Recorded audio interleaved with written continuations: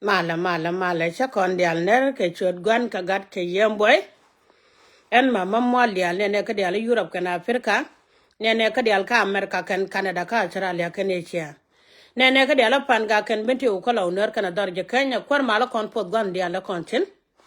te ka din mu gwa mu goro ba ne belin cer ka me kon alin wona kura e yo be cho ka duna mu goro balat ko en mama mo dial ne wala bane cho mana gat Kenya burjog de dem bode mala de jirel go de ron Kilata da langa gad kete chanen pan kadide ne kanelen. Ala juba nyang bia chum kamala. Juba na mo bia chum na kamal kwandala chia mara. Cha wenyen wandial kenyen kwa de chen wen mon be kendial su. Isye nya kuz kenyero nyal anduk be kamal kogoy. Inogno kagad kwa nogno kejite. Kano yechu jen benen yal nyun yen gwande so kanad mer nyen kun ba kendi alfo be korwa ode kudag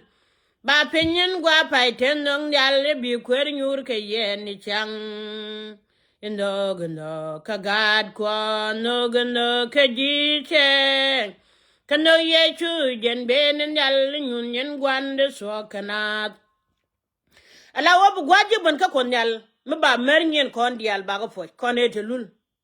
karun wara kerun waldio ne ka tati no mi charaka wal tamman wara ta gare lul mi di da long ko shigar ken wa jal dor chaga nak ta gare go chaga nak ka ba kur mi di bu gwad bana konyal ba mernyen kon dial ba ga fo be nyudu be junub ber kamal gada David lara konyal lara jatel lo aje lo ngare broda ko chala ro ti agwa ko budwar yikto ko ti agwa ko batso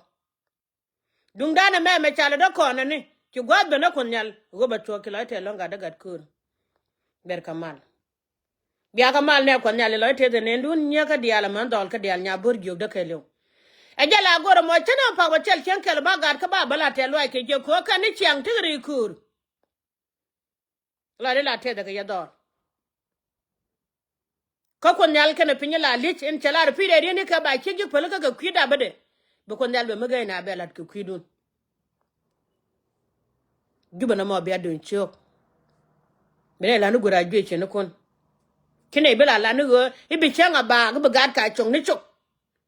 to wakare kur bi changa la ba mine wala nu gura jwe che no dole mine la pono kon kien bane le jogo mama ni la bane na yemo ke yote do la tilan kala wacham Kemala jenga ne che dog ni ne la ja lep ke nga de gola bag torbiya la gola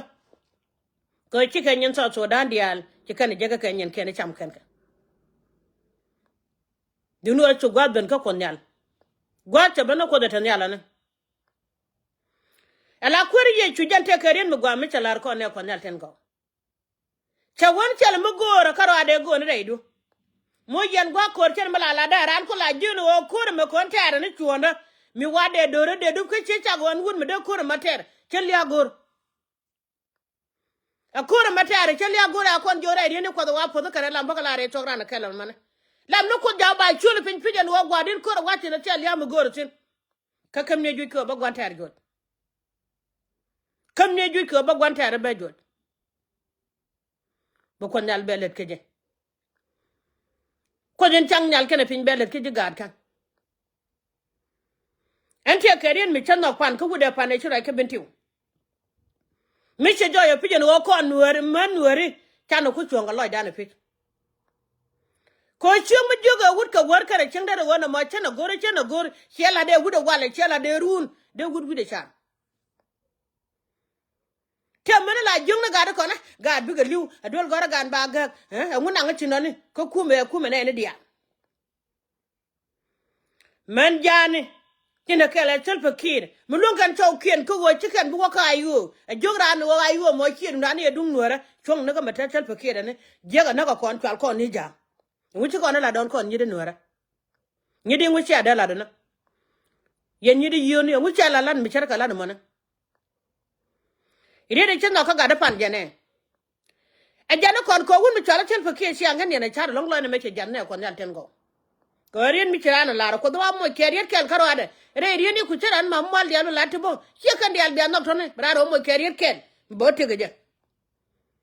biret ken mo gwa beje kan belo je kara mo dien biret ken mo gwa beje ke jibo belo je kara mo dien bo jentek gar ke jentek na mani jentek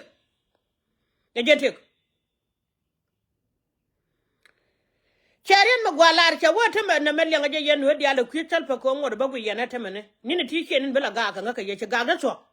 ko la cha kana gwande ko nyale la dakan ya ko ra tere ga do ban tere jeje kela kene nan cha wo gariang kan bi ja ka pen jin chunga ne bomdo la ni ret ko che dun kor ka gwinni milangi ala wogring dunde cha jako wa chobom no kene yen meti dit ka tor biela ti dit ka nyal dit ke kon nyal ke jako be ka pen kon nyal kene pin cha jako kene be ka pen be ka chalot so gwa ben ko be ka chalot bete na goy kon nyal ka lot junub mira lo de dadi un we chinu er chere do ke junub kwa lo kon nyal ben we ke junub nuer berwe kamala kon nyal lara telo ke je lara ko da telo along e gone ka tati ne to ko me char ka wad chonga kel ka dora e chengara mo gwandori long bu ko nyala pele ka me char ka na mana ko chaga da bata kwa luwa ke me char ka na mana ko kan dora pel be gujin wo dora me me cha long na ke na ka je hira wa kwa lara ko tunu ta luwa je re barade lara ko nyal ta luwa je re barade en woni me kwa to no 2013 ni meta ka de chujada me horo me jin me chabare gwe me ne kan do rokwet ne ka te cha na kan ka kwet te cha bul ka juba kan ka kwet te cha bul ka makal kan ka kwet te cha bul ka binti kan ka kwet te cha na ka pan ga kan ka kwet te cha na ka binti kan ka kwet te na ka lawnor kan ka kwet te na ka dor je kan ka kwet me char ka wa la ko da ta lo ha ta barade choko do magwa mbedung tin minine ne char na ka jan kwa tod mene kidoi ko nyal kane kon dor mchal no to ka ta kwa lo kane jene no ya bible shai pan no choko nyala no te de point che che ka luong ne ne ke a chen ki duor ku pan duori ku a chen ki kanda ka no ko a jene chen ki duor ku te de chi ka char ka riam de ka ja boy bi ka char ka cha chen ki ka tet bo de ka ja boy bi ka char ka ke ko ska ja luaj ka ta kwa luaj ka dora ka do le ka wang mala de tel me ran lunga le do kon ku je no wo ran te ka do go ran gwa de suge ka jen mi chi ku lo gor kon nyal mi chi ku nyal ndal go ro mi chi ku lo gor gen te ka do ni ko ran ga lunga queen re da ma pa na je re da ka mo nga kon nyal kai shai me chi bro la ran wo chi ade nyen ke kum tet kum che che cha wo chi tet ko che bo ka lo ka ne ka chi tet ko che ko de ne ka de ka lo chu ko do ka ma bible me chu nga chu ko cha wala cha kana gwan cha lat kana kon nyal yen ji pala diala la pal ka war kana chang dar yene ti kon ma la ka yire don mi chala nor yene diala kon ma la ka yir ko be kam tum de bi yen chak den aran ko la chi jen wo kan chak den dial ke ta mi ran che je an yo ma la diala kan ter ko la chal ta nya bor juk da bran ko jono kana ti mi wo kan to nga bilo le go wi mon nga bilia gadon meran kan ko che nga bu ko lo le gon pal no ko ra ku gut akwa jan ko jahan men ne dial ko chup ko jub rumi je ko agen a pal kon ko ne dial ko chup ko jub richard pakira ko agen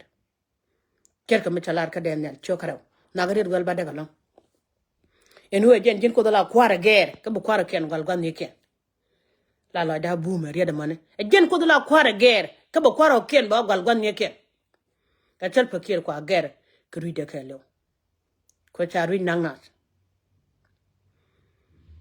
gube mi jeni guje ta ma chanor chuda mo chela nene da mana rai pan ka bentio enana kela de go en me chewo guje dor che guje go ken ya kana kon nore ka jilinga yo ko chala ro yene diala ne salpa bagu yene gwa mane ka yen nore ire de nin tiang ilo de jat ke ja kan yen kana ma cha wo ke da ba jang na jara ilo da ala tel pakien mi cha ne dio ko de ne dio ko ti mi cha ko kwan ala ga jani ne di cho wal de ko kwan ala ga no re ke de ne ba linga jin wolon ala ga jani te me kan ba ko ra ke kere nu ke junubi ne ko kien kan ko le yu so ne ko janda ra sha bana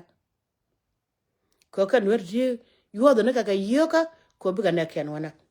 kwana jallo di mele nen woche tel pa kon kula ja ka liu karew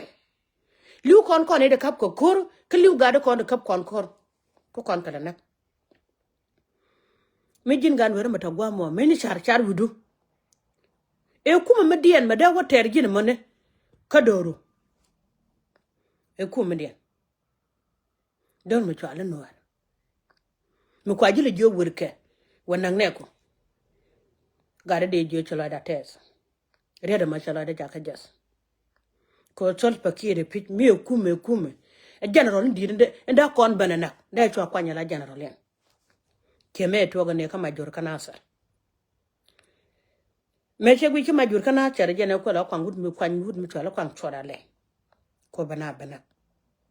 jene no wude dan ka pan ka ko bana e jene no ma kwa kal ko re lo mo ko bana ena ba ma gwa ko kenda kon te ter ka ko chen e ngubi jekse non ti jin gan war na mane e ngubi jekse non gada ka kuar mi jani au kuar pich ende de mu je twaro ka jang kenon gwe yenta ko ma tane ba ban tene che po gudu me twal pol na ma che ja ko loro sin che sen gada keno bombom no ngaja loy de che wuri kur che tal ya ma gorga ko gada kon ko kala nak ko ngod ba che gada kon mir e gwe ke jana me chie magwa wa kon ko woche ni magwa liu kon karew yo ma cha ga ban kwente no ma na yo ba pale je ko zero che kana ko re ne na ke na kan no ande jo ne ya gad ka ko amir mi jen gan no re pi jen general ku mir ku metal pakir che pin ka jen che wo no mo mre cho ru ga ko wala ran kon yal ko jira mi chwala no lo chawdu nye maran go ka gwana jen kon te chan ma doran cha kello ma no ga long ko do to ko binti wata mane banen ka panga banen ko law nuer banen dor je kan banen ka america banen ka canada banen ka australia banen ka europe ta chana ne to ko wala ko kan bor ko ndi al ci ga joy ke media ko goy ko ndi al ci ga joy ke media wede wishik de jo yeni re cho kun kwi jane raja ka cho kun ran cha la kwan e bu gunyin ka dora a nyur ka jube chama yokure nyura ka jube cheta tane kon te ka jube pich atemane mi chikanta kam tel malat kene kwi nuera te malane e kwi den ka jube ka jukuma ka jube ka jukuma ka parara ran pin kiran chode bilin ka media chanka kalet kan kel yokuma chalba yene dialo kwa yala ban kabra ara liak ka ba yernel kan yene de bunwar kel ka ja kia kon no yeto ko gwe no kia kon no yeto don no no yeto bran guje te me che gad ke tila ta na kalet ko yen ka cholu ngunu ko rol mi ka rol auto ko hime pun bi ka to buni chal ka tarada nyane bier ngaje ta ka tarada nya tele lo da wor kor jam ken ki til ka til gariam gan wer tele lo ni jinta chane ni bra palpe ko chawdu jagwa ko jwa kenige chawdu nyenya ka doru ko bu kulu mis kenego de balat kon don woro ngode mabum pan ne kendi la yena go yen nore che pan ka te ga ma gwa me che bara te ga de jana dangraw ti chiro mo ka pat ne mi de yen gu yen nore me akon ko kon akon ko na pastor janga ta dong ngode ko chala go ken nore talar ke wud janga en go kon ba ko re ke rundo kwor chala ke win me ber win me dit tu nore kul ban ka win me chekke ka chala pastor nore me go mi shelo re da kakan widian mi win me dit ko kan lo kon to godi en wo ber kana ra ke rundo kwor ko lo gunye lo widian jala win me chekke gan ti nore kul ba lo ke win me ber ko ku lo wudi ber de go cha ko le jono rundo kwor cha na da ra ke je ko ku me dun dan kon dian jala jon ma kwe lwa de me la de je je ne wude me bia la de bia to kana bia ne chola ban pin e kia so so dan mo chia nyen ka dial chia no ro je ga tel ko chine belo la no mo yana jor ko ma nyanga la ro balat ma kwe lwa la ro balat tel ba ke la ro balat me nya tel ba ke ro pon chena da me chola adudu che de liu chenge chu ko na de lo kyo ro nyo gete kia ra ni nyama dan cheng me wa nyama go che nyal ken go de me la ga jen che ten ko ya kon jo ret ko de cha we jan ma gwa che de je da kwe ke jan mi je de go da me lo ngo kwe ke che ma lam na lo ne bible tel pa ke na no gudun ke je de go de ka kwe e de we nya tel pa na ra ma gwa che nya ma gwa jen pon chen nyama le ne gon nge chen le ga ba ma cho no bul men ba ke chen ba gen ne ko goro da so da ga ba dang na fen don we che kwar gen ka ya a gwato doctor everybody ka gwadon kan ko nyalta kwa lwa ka so dan jube dun ma bano nyore de ndang raw ta bin rai pa no ne bano nyo ne ko juba kon dia keram ken bela tararo ta me ko nyalta kwa lwa ke ne dia ko mo ngar yen me kun kon nga ne bom kon nyal bia ben ka me ke ne bene wo yugo chot ko jene go ne wada ne ban kam ye te ka ta lwa me da kon ko man nyong ne jaga mat ke nyir kon ti chelet ala chenga dan me ke to gre we me do ran ka do to jube tar jube cha ka lok nyede me chala to gre lo ga cha ka lok nyede ki nyidi ki ne ro nyoko matbo ko ne ro da de ka diok mete gwa me do to sen enana ki jimana na mar sa abraham kana mere nya palmon ke elizabeth pa diet ki ge yoken de ka galuk ba ka kamrana do ethiopia binyita ka we me chala canada mane biga yoken jaga do be tin cha kam nya ma kal jol bikan ga jaka waje mo ko ja ngai kon man ngai je chen chur belat ke media ki an ma mamwal dial kenya o kwarkan kenya mut twala tibi de nya man mon kenya kwar gun ke tibi de nya ga wujul kine yoko kan kine kam dol kon te ten te pai ko tere waje me twalin e wudiara ne kene ro nya o mat ne yo kam ju wudiar ku jemene telo de yen men dial chen no belet kaman men no dial kuidur no be achon kel ka doran enana tere nya den kwebo be yoko baka jak che ja number bo baka jak do bo miaten chen go bugoro bala nyide australia ramadan le kele tere nya den kwe gele de kele ne akwar mal ko yene dial tone mite che je obite no be yor pen go tere nya den kwe ka australia be yoko be ka kama enana cha to kana ya le dial ti ga let ka tada akwar mal nyama nan pot no me da ne ko to ne ke rone chuo jara melet mala dol ngal gule long kaman men wedial ane akwar mal pot de kan guru melet ken kel nyama nan cher nya chen gaj bo ka malaysia bo le de bumba ba yo ja bo ka do be chen chode bala ne ka media duga shop ka gad ko na tak ane kwar ye chokor so wata kel ka ya chala re ne kos cha wa mat po ne te ka pot ka di bi cho kwar kel nang do gu de diok chawa ma de te ko cha wo ko go le chene ko ngume changne ko kare ma de